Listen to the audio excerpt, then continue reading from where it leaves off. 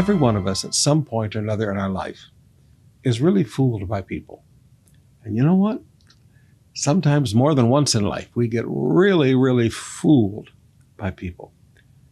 And we feel really bad about it. We think, I should be smarter than that. I should have seen that. Why did I trust that person?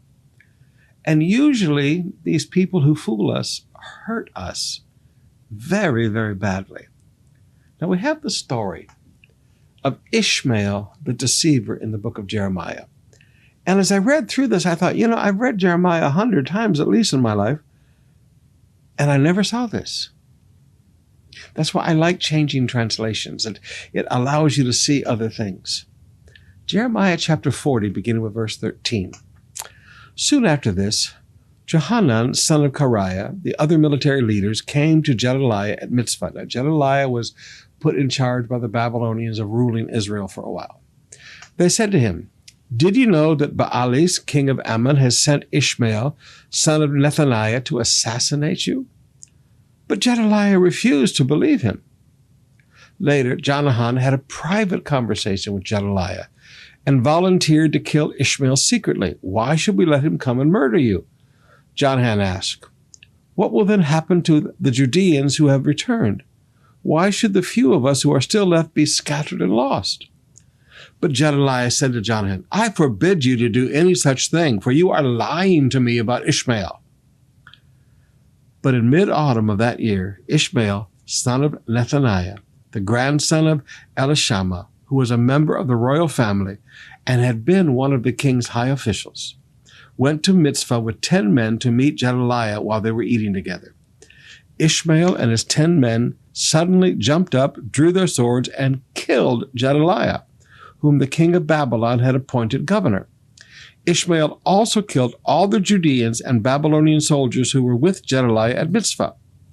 The next day, before anyone had heard of Gedaliah's murder, 80 men arrived from Shechem, Shiloh, and Samaria to worship at the temple of the Lord.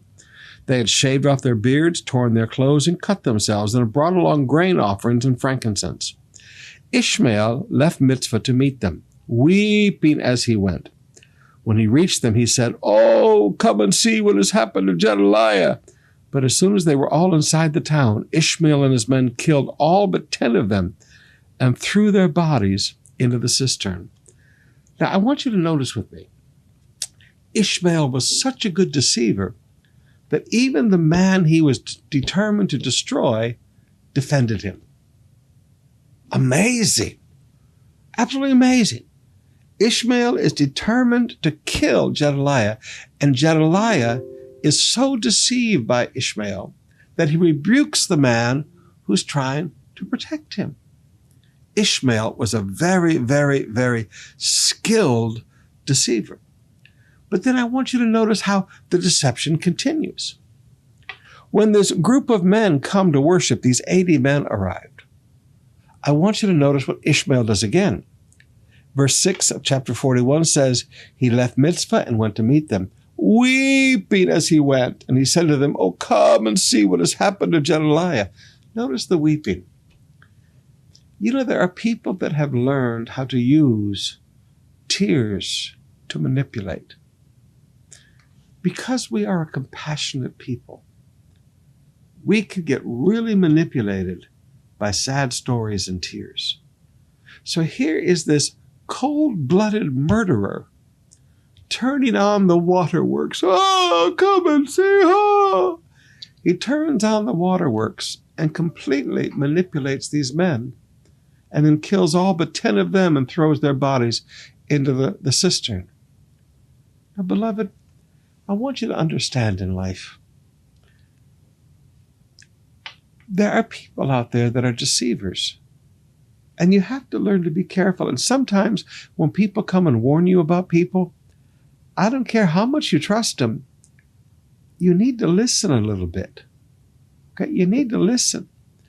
And when people come and turn on the tears, and they turn on the tears and they just weep and they sob, you know what? You better be careful, because somebody may be playing you for a fool.